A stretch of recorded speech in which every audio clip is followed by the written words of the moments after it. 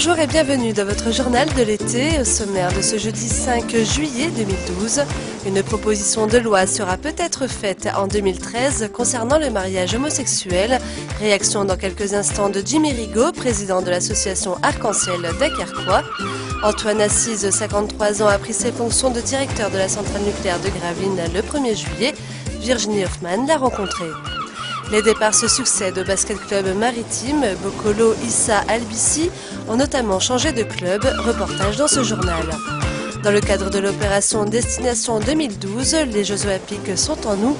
Gravelines a organisé les 30 juin et 1er juillet le tournoi des rives de la mer du Nord de badminton, un tournoi international. Le quartier des Huttes était en fête lundi. Le traditionnel concours de pêche était organisé autour des remparts.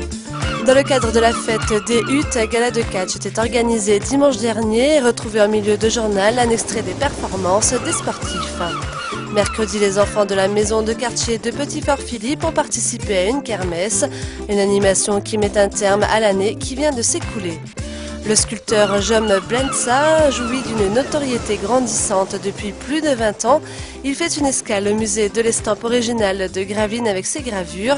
L'exposition Le Jardin des mots est visible jusqu'au 14 octobre 2012. Et à la fin de ce journal, retrouvez notre page en bref.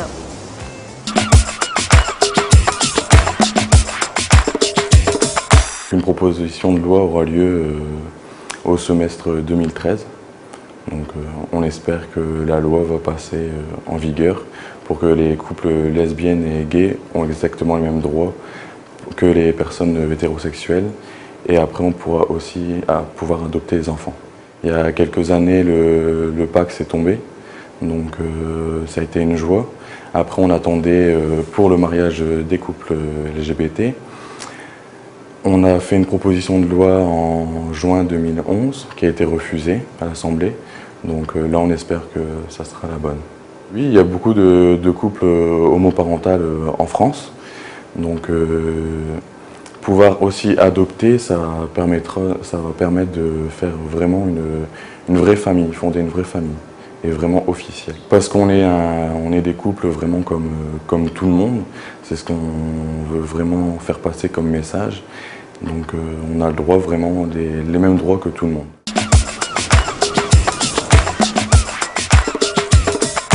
Antoine Assise, c'est le nouveau directeur de la centrale nucléaire de Gravelines. Il a pris ses fonctions le 1er juillet 2012.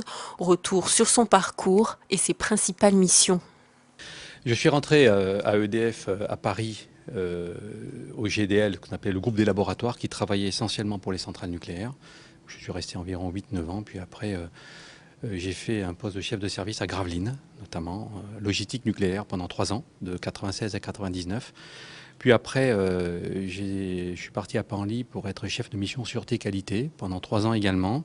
Et je suis parti à Chinon comme directeur délégué exploitation des tranches pendant 3 ans et demi, 4 ans. Puis j'ai pris la direction du site de Belleville en mai 2009.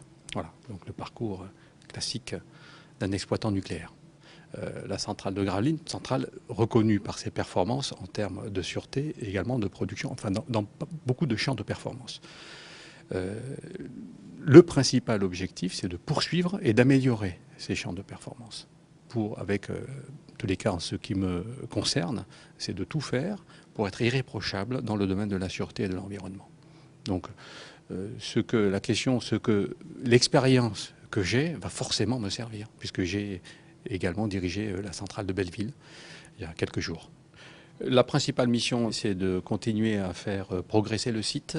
Aujourd'hui, en tous les cas, de faire en sorte que la centrale puisse aller vers une durée de fonctionnement de 60 ans, d'avoir une responsabilité ou un ancrage territorial, de garder des relations avec le territoire, les élus, les riverains. Enfin, c'est tout ça la responsabilité d'un exploitant nucléaire, en fin de compte.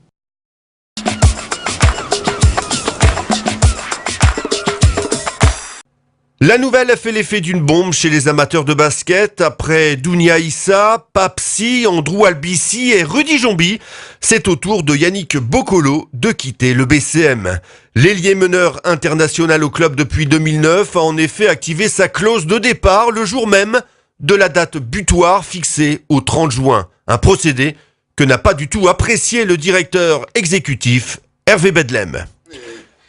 Les premiers à être surpris, ça a été nous, dirigeants de club. On s'y attendait pas du tout, vraiment. Tous les autres joueurs qui nous ont quittés, on s'y attendait plus ou moins parce qu'ils nous avaient prévenus. Ou pour certains, on a voulu se séparer d'eux. Non, Yannick Boccolo, ça a été la douche froide dans la soirée de vendredi soir. Bon, si Yannick était resté avec Cyril, sachant qu'ils sont là tous les deux, qu'ils étaient là tous les deux depuis 4 ans autour de Christian Monchot, on aurait pu continuer à travailler et à bâtir autour de ce socle.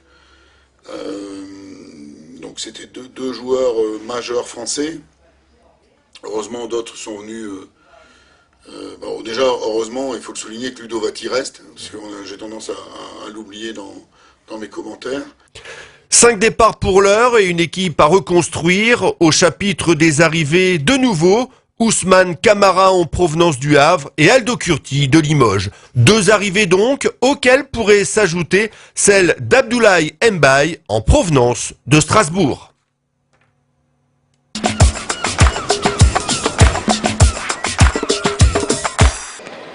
Le volant était donc roi à Sportica pour ce premier week-end de juillet et il y en avait pour tous les goûts et tous les âges. Même les élites avaient répondu présent. On a même beaucoup plus d'élites que les autres années, alors que généralement les élites sont en congé, je veux dire, sont en vacances au mois de juin, fin juin, ils ne sont pas là. Et puis cette année, ils ont dit non, comme on savait qu'il y avait Gravelines, qu'on n'avait pas pu venir l'année dernière, on s'est arrangé pour venir cette année. Et encore une fois, les Gravelinois ont brillé dans ce tournoi, une façon de clore une magnifique saison pour l'USG Badminton. Moi je suis fier des Gravelinois, déjà je suis fier des Gravelinois, mais je suis fier des joueurs de mon club. On était en Régional 1 il y a 2 ans, on est monté en N3, là on est monté en N2. On a une bonne poule où on peut viser la montée en N1. Ils sont compétitifs de septembre à juin. Et en plus, on le voit, ils sont bénévoles et travaillent de matin au soir. Donc c'est vraiment un très bon club. Allez, on en profite une dernière fois avec l'un des échanges de ce tournoi. C'était dans le double messieurs.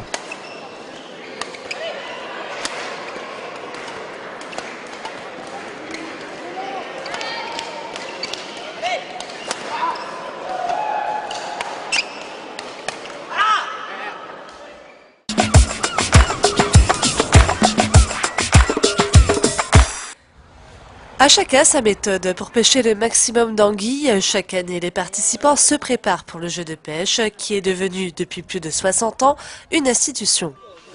Des anciens, quand ils revenaient d'Islande, donc une bonne 60aine d'années que le concours existe.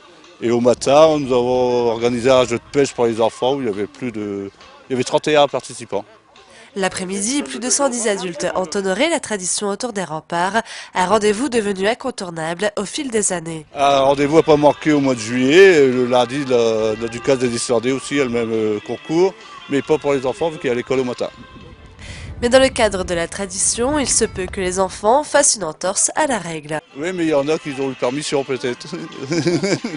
Ils ont fait l'école buissonnière. En 60 ans de concours, la pêche a bien évidemment évolué. Un peu des cannes en fibre, avant c'était des cannes en bambou. En bambou. Mais il y en a qui viennent encore avec des vieilles cannes. Durant 2 heures, les pêcheurs ont attendu que le poisson morde à l'hameçon. L'attente a été bénéfique pour certains. Pour les autres, ils reviendront tenter leur chance l'année prochaine. À défaut d'anguilles, l'ambiance était au rendez-vous.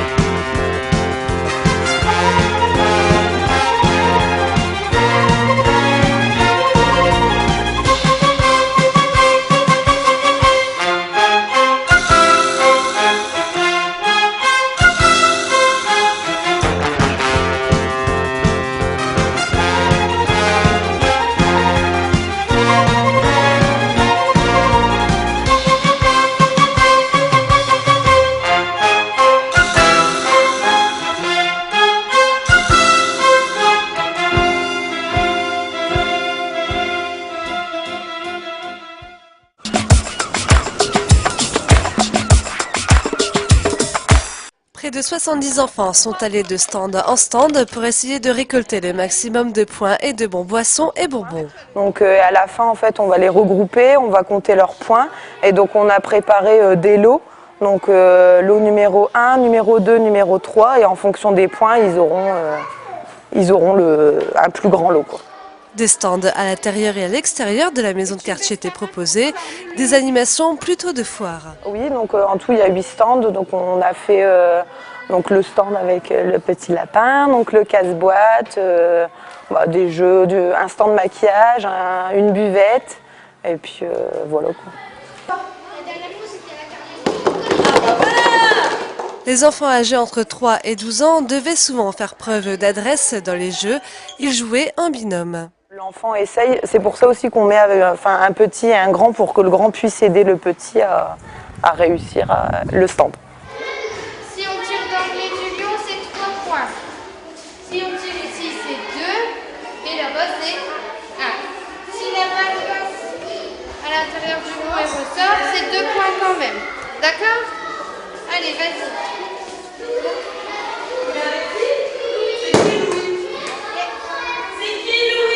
Dès lundi, la maison de quartier se transformera en centre de loisirs pour les enfants durant 2 mois.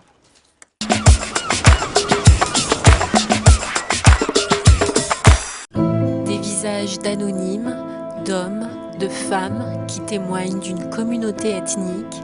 C'est un voyage universel dans lequel nous embarque Jom Plenza. Nous, on a une origine en tant qu'individu. On regarde une personne qui vient d'ailleurs. Mais par contre, l'expression d'une personne, c'est toujours la même. Quel que soit d'ailleurs son langage, il y a quelque chose qui passe par le corps aussi. Et là, on rentre justement dans son intérêt pour l'universalité de l'homme. C'est-à-dire qu'il y a un point commun, c'est que dans les yeux, quelque chose de triste ou malheureux, quelle que soit la langue qu'on parle et quel que soit d'où on vient, on a le même langage. L'artiste interroge sur la relation du langage et du corps en ajoutant au pouvoir des images le pouvoir des mots gravés sur le papier. Des mots qui se superposent et se juxtaposent. Il assemble des éléments qui forment le langage, donc des lettres. Ça peut être des notes de musique, ça peut être des alphabets de tous horizons, cyrillique, grec ou autres, des chiffres, pour constituer donc un personnage, une enveloppe, qui souvent est d'ailleurs vide, et qui se retrouve dans des positions très méditatives, donc il appelle soit des méditations, des ermites. Un personnage comme ça qui est à la fois présent par son corps et absent par son esprit. Avec le texte de la Déclaration des droits de l'homme et du citoyen imprimé sur le papier, ces mêmes visages deviennent des porte-paroles, des porteurs de messages. Donc là, il y a évidemment un message très explicite de sa part, d'une part de remettre ce texte en avant, dont on parle beaucoup, mais finalement on ne le lit pas. Et puis, et de le mettre sur un papier à très fort grammage, qui est blanc. Eh bien, il y a aussi quelque part la notion, pour lui, je pense, de l'imprimer, de le transmettre. Il y a aussi la question de la mémoire là-dedans. C'est un petit peu comme de graver dans du marbre. Si on le fait, c'est parce qu'on veut que ça dure. Le jardin des mots de Jom Plenza est une invitation à la méditation sur notre place dans le monde et notre rôle en tant que citoyen.